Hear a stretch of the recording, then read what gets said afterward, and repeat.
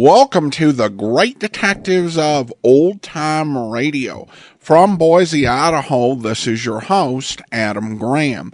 If you have a comment, email it to me, box13@greatdetectives.net.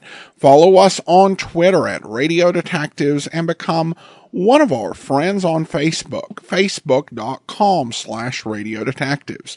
Today's program is brought to you in part by the financial support of our listeners. And I want to go ahead and thank our latest Patreon supporters. Thank you to Rory, coming on at the Detective Sergeant level of $7.14 or more per month. To Teresa, coming on at the Shamus level of $4 or more per month. And to Kimberly, coming on at the Shamus level of $4 or more per month as well. Thank you so much for your support.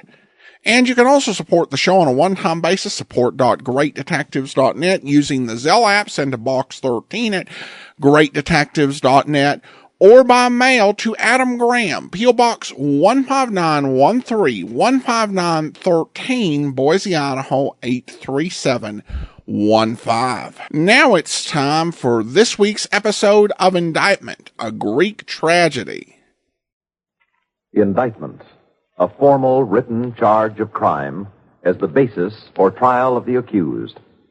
If the balanced scales of justice are to remain righted, there must be trials, there must be convictions. The vital step which leads inexorably to these is the accusation of guilt by the grand jury, the indictment.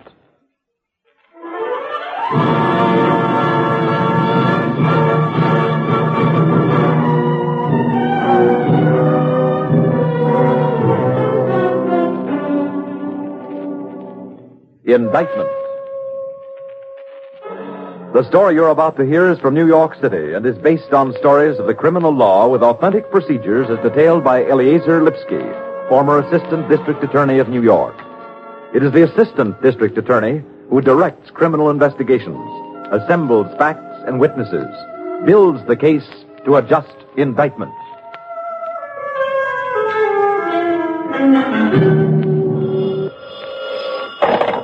Special Bureau, Detective Russo. Who is district attorney who break up drug cases I read about in papers, please? You want Mr. McCormick. Hold on. Ed, on 4. Sounds like we're tuned in on the Acropolis. Okay, Tom. This is Mr. McCormick. Can I help you? No, I help you. You got pencil, paper? Yes, who is this, please? Never mind. You just write down Socrates Aristopoulos. 427 Morningside Lane. 427. What apartment? 4B. You go check camera case in Socrates' room. You'll find plenty marijuana. Thank you. Wow. Thank you. Did you hear that, Tom? Yeah, I heard it, but I can't spell it. 4B at 427 is good enough for me. Wish they were all as specific as that on a tip. But dig that crazy jazz.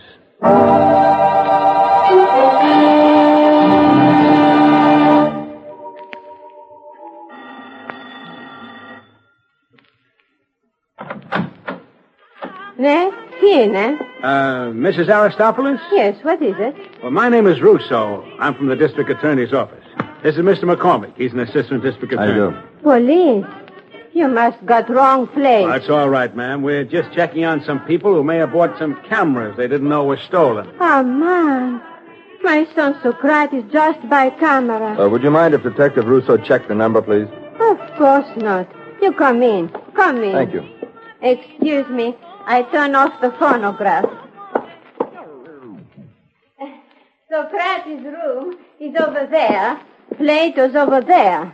My husband is patriotic Greek. He gave them famous names, no? Would you check, Mr. Russo? Yes, sir.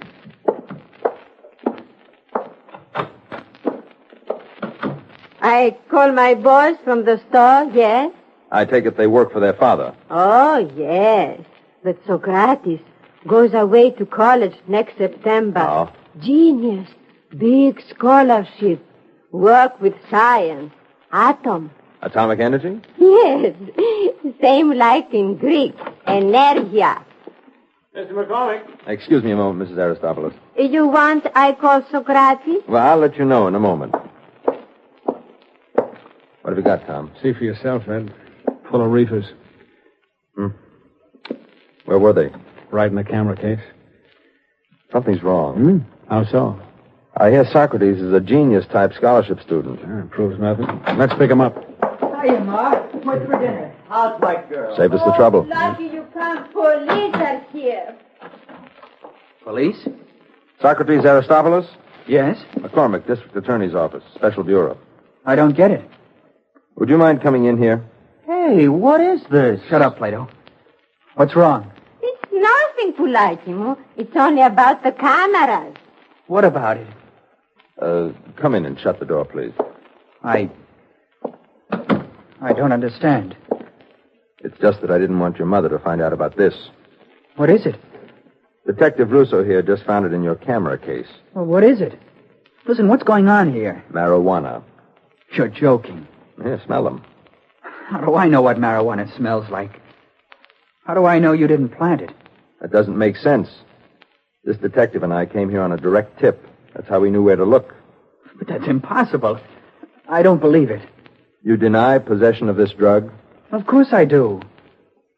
For goodness sake, sir, I'm standing by to go to Rochester University on a full scholarship. My father's one of the most respected merchants in the Greek-American community. Our family...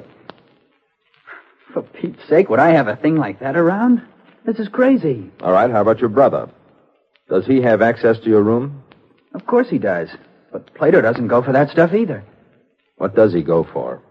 Oh, books and theater and... Look, Mr. McCormick, this is just a horrible mistake. I respect your integrity as an officer, and I have to take your word, but it's just impossible. Is this your camera case? Of course it is, but... Did anyone else have access to this? Well, no, but what would I be doing with... All right. You better go along downtown with Detective Russo. Downtown? What for? The usual thing. Fingerprinting. Stand still, son. Hey, you don't have to frisk me. What do you think I'm under arrest. What do you think? Mr. McCormick, what's my father going to think? Plato! Plato, go get Pa! Quick! Plato!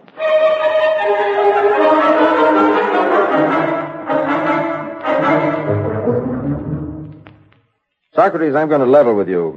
You're in a pack of trouble. Mr. McCormick, I swear that marijuana didn't belong to me. I wouldn't know what to do with it if it did. Sir, I'm a science major. Don't you think I realize what marijuana is? Suppose you tell me. Why, it's nothing but hashish. Cannabis indica. Do you think I could have made Phi Beta in physics and gotten a full scholarship at Rochester University if I were a hashish addict? Can't you see it's just plain impossible? The fact remains that it was in your possession. Mr. McCormick, you've been very fair with me. And I appreciate the fact that you have to go on what you've got, but... Look, you say that you got a tip that the marijuana was in my room. More specific than that. In your camera case. All right. Now, please don't take offense at this, but I'm going to overlook the fact that you made an illegal search of my room without a warrant. Because I'm just as anxious to get this straightened out as you are. And the question is, who was that tipster? We've gone through this before. Are you sure you don't have any enemies? Mr. McCormick, I've been too busy studying to make any friends or enemies. You hadn't been dating some girl behind somebody's back, somebody's wife? Absolutely not. I've been working up lab papers, writing my thesis, going for interviews with various graduate faculties. Mr. McCormick, this thing can ruin me. Kill my father. All right, let's put it this way. Let's accept for the moment that for some obscure reason of your own, you did purchase that marijuana. No, sir. Absolutely For untrue. experimentation, perhaps. No, sir. I say let's accept the fact for the moment. Now, I won't promise anything. But if you were to tell me where you got it, it'd be much more important to knock over a source of supply than an individual user. Well, what do you say, Socrates? I say I've heard of people being trapped like this and having no answer to anything but the plain, ordinary truth. I didn't do it. But I never thought it could happen to me. Mr. McCormick, so help me God, you're making a terrible mistake.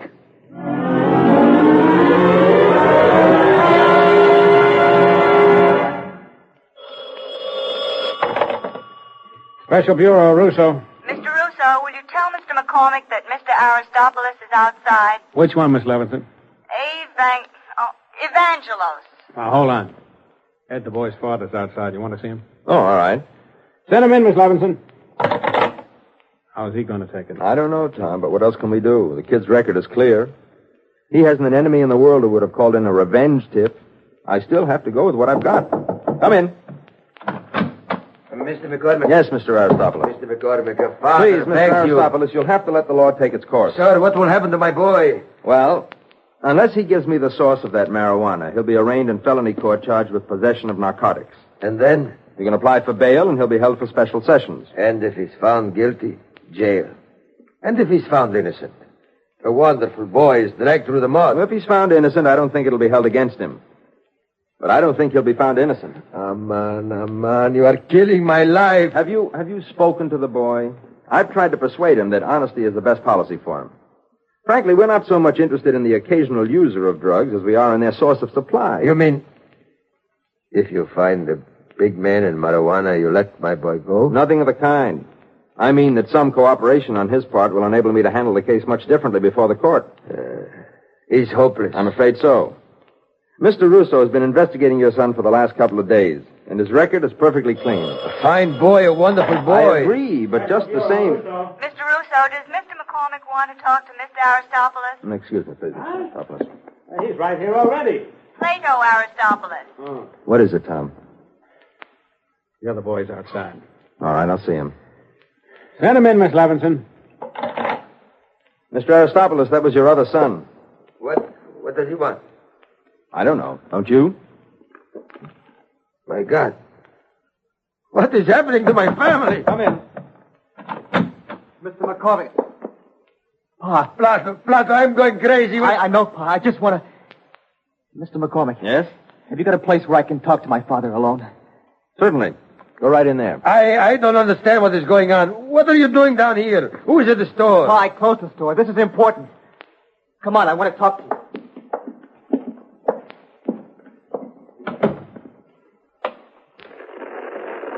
Listen, Pa.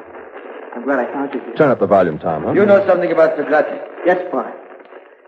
I know he's more important than I am. But what kind of talk is this? Important, not important. Both of my sons I love. Both of my sons are important. What are you saying? I'm saying, Pa, I'm just a nut. I'm going to spend the rest of my life dreaming about being on the stage and flunking out in school and end up behind the counter in the store. But you talk crazy. What does this to do with Socrates? You love him better. What are you saying? You're proud of him. You talk about him all the time. Well, he's going to be a big man. You know that. Well, I don't want to see your heart busted on account of this. Pa, I'm going back in there and tell him it was my tea. Tea? What is tea? Marijuana, Pa. I'm going to tell him it was mine. Why? Can't you see, Pa? So they'll let sock off and give him a clean record. What does it matter what happens to me? But it is not your marijuana. No. You would do this for your brother? No, not for him, Pa. I've got to be honest with you. All my life I've been standing in his shadow. But I got to be honest. You mean a lot more to me than him. And if I got to go to jail so he can get off and be a big man, that's okay with me so long as you don't get hurt. Oh, you love me so much? Oh, you don't know. You don't know. Oh, Plato. Beside him. Aman. There's that word again, Aman. Please, Tom. Plato, my brave boy, my wonderful Oh, it's all right, Pa, it's all right. Just a couple of years and I'll be out. They won't hold a jailbird brother against Sock. Ah, Sebo. If I ever done you wrong, may I cut off my hand. Come on, Pa, let's get it over with. Well, that does it. I can't take that plea, though. Ed, I got a hunch. Save it. Mine's hotter. Mr. McCormick, my son Let was... me, Pa, let me. Mr. McCormick, my brother Socrates. No, I cannot Please, let you Pa, do I this. know what I'm doing. Listen, Mr. McCormick, Sock's innocent. That was my stash of tea. Really? Yes, sir, I swear. Are you sure you know what you're doing? I know my brother's innocent. He doesn't know from marijuana any more than the man in the moon. Let me ask some questions, Plato. You say that was your marijuana. Yes, sir. Where did you get it? No, I cannot let them do this, please. It's all right, Mr. Aristopoulos. Go on, Plato. Name your source. Rat Henry. Where does he hang out? He operates out of a record shop on 43rd Street. What's he look like? He's a mountain of fat, 3 chins, clothes like a circus tent. All right. When did you buy the stash? Last week? Sorry. I personally sent Fat Henry up for 5 years last month. Oh, no, I took from him up until then, see. This was something I had left over. I mean, he left it at the shop for me. A drop, huh? Yes, sir. Then what? Sir? What did you do after you bought it? I went home and planted it in Socrates' camera case. You're sure? So help me. Why? Never mind. Yeah. I was afraid the record shop might have been watched, and I might have been tailed or something, so I stashed it where nobody'd think of looking. Mm-hmm. Plato, do you ever have tea parties in your room? Sir? Do you and your friends ever smoke marijuana in your room? Mr. McCormick, I cannot let the boy do this. It's all a terrible mistake, please. You don't want these little boys. You want the big men. The men who sell them the marijuana, and behind them, the men who smuggle it. Is right? It's true? That's true, Mr. Aristobulus, but if you'll only wait a No, moment... not one moment more. Plato, I forbid you to say another word. Mr. McCormick, I must talk to you alone. All right, Mr. Aristobulus. Mr. Russo, would you take Plato into that room and get the rest of his story? Yes, sir.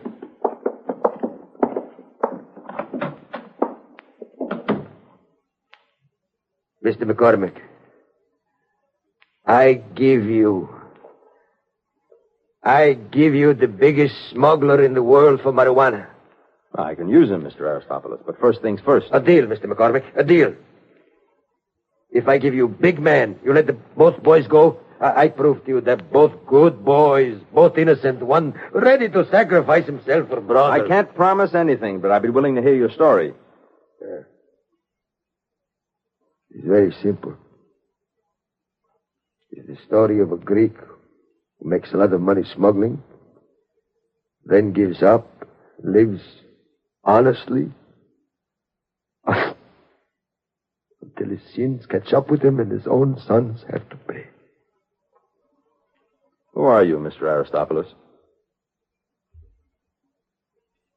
Nick the Greek. Smuggler no country ever catch. Nick the Greek. Now, you're a legend. I don't know what legend means, but I'm real. Can you prove that? I can do better than that. I let my friends know I'm back in business, and I tell you how to knock over every ship that comes in with the drugs. Prove you're Nick the Greek. Prove it. All right. I mentioned one ship. Los Canuses, right? Right. Just before the war, right? Mm-hmm. Inspectors go overboard with fine-tooth comb, right? Find nothing. That's right. But what was Los Canuses carrying, I ask you? You tell me. Shoes. Greek slippers, thick leather soles. Where's my briefcase? Okay. Like this. This is one of those shoes, Mr. McCormick. I keep this around. I don't know why. Maybe for insurance in case I got broke. Maybe to show I stamp on that dirty business now. I am free American citizen. Here, look, examine. Plain, ordinary Greek peasant slipper. Well, you tell me, Mr. Aristobulus. You take this slipper to federal people. Take knife. Cut soles apart.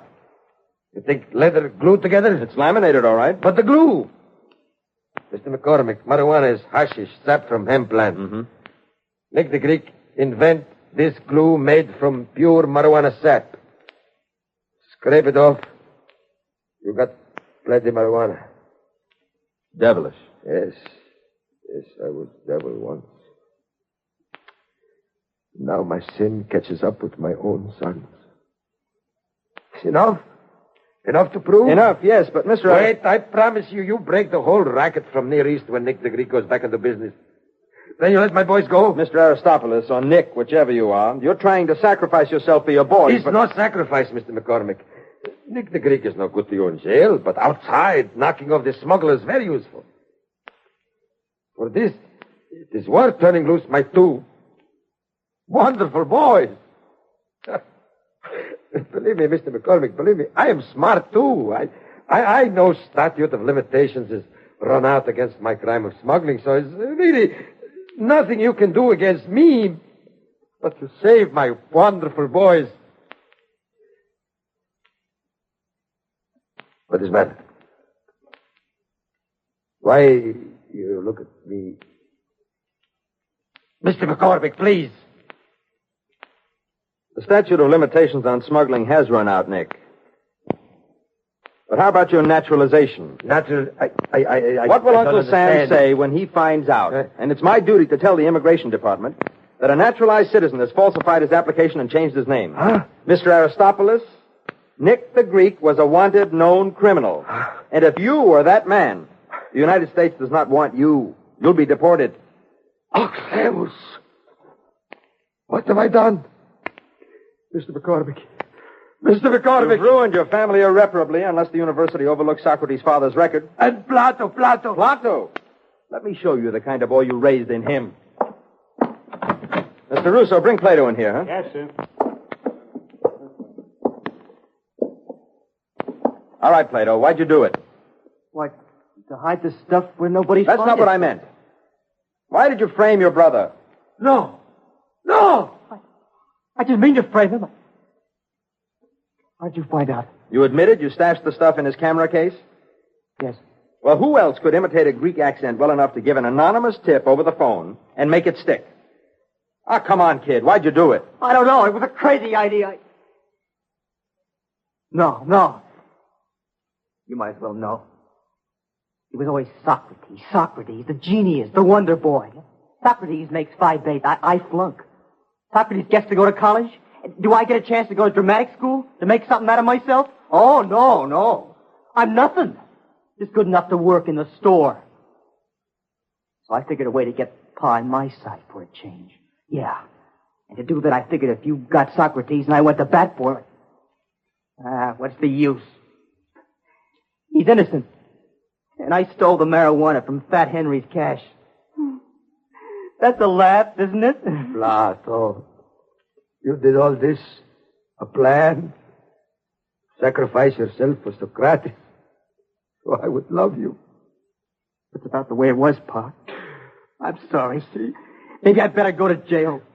You and Sock just forget about me. Live your life. Forget about me. Mr. McCormick. I'm sorry, Mr. Aristopoulos. Mr. Russo, take Mr. Aristopoulos over to narcotics and let them check his story out. I'm sorry, it's out of my hands. I don't get it. Where are they taking you, Pa? What about Sock? What about me? I'll tell you later, Plato. But right now, let's leave it at this. Trying to build yourself up. You may have ruined your brother's chances for a future. You may have ruined your father, and you're getting a fingerprint record. Pa! Please, Mr. McCormick. What's it all about? You're under arrest for possession of narcotics. What's going to happen to me? I don't know. All I know is that your father tried to sacrifice himself for you. No matter how it turns out, you weren't worth it. Well, send your brother Socrates home to your mother. You'll need him.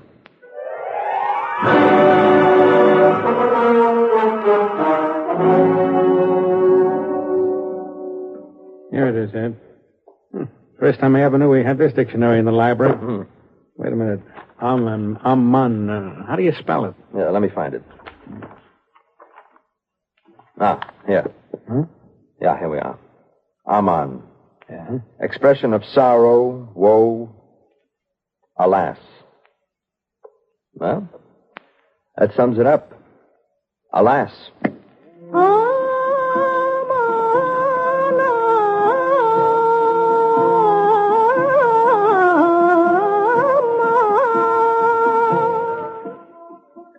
The story you just heard was drawn from New York City and based on stories of the criminal law as detailed by Eleazar Lipsky, former Assistant District Attorney. The names of all persons and places were changed. Indictment is written by Alan Sloan, produced by Nathan Kroll, and directed by David Hebb. Nat Polan is featured as Edward McCormick, Jack Arthur as Tom Russo. Also in the cast were Joe DeSantis, Kiveli Aliki, Barry Robinson, Peter Fernandez, and Ruth Tobin. Listen next week at the same time for another Indictment.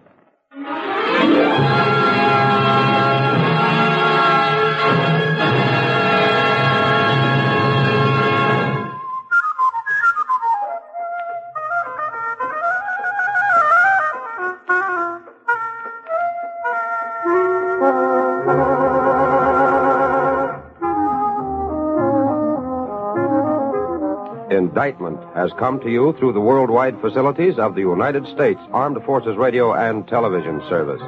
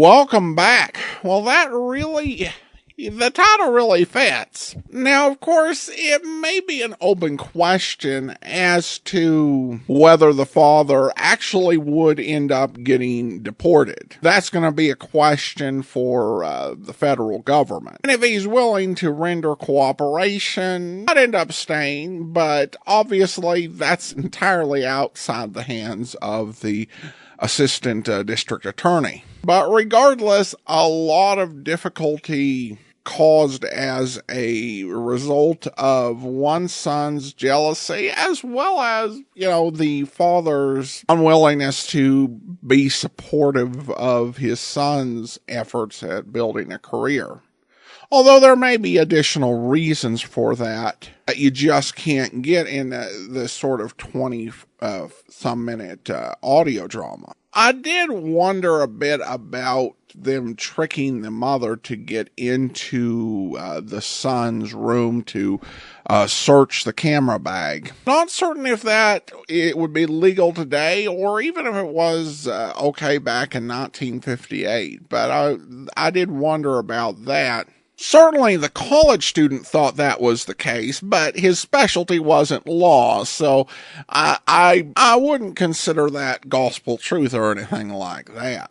All right, well, some listener comments and feedback. Teresa writes, I am really enjoying Johnny Dollar. Well, thank you so much, and thank you for becoming one of our Patreon supporters. And I also want to go ahead and thank our Patreon supporter of the day. Thank you to Melanie. Melanie's been one of our Patreon supporters since June 2016, currently supporting us at the rookie level of $2 or more per month. Thank you so much for your support, Melanie. And that will do it for today. Join us back here on Monday for Box 13, and then next Tuesday we're going to get into O'Hara, and we'll be back next Saturday with another episode of Indictment. In the meantime, send your comments to Box13 at greatdetectives.net. Follow us on Twitter at Radio Detectives, and become one of our friends on Facebook. Facebook.com/Radio Detectives. From Boise, Idaho, this is your host, Adam Graham, signing off.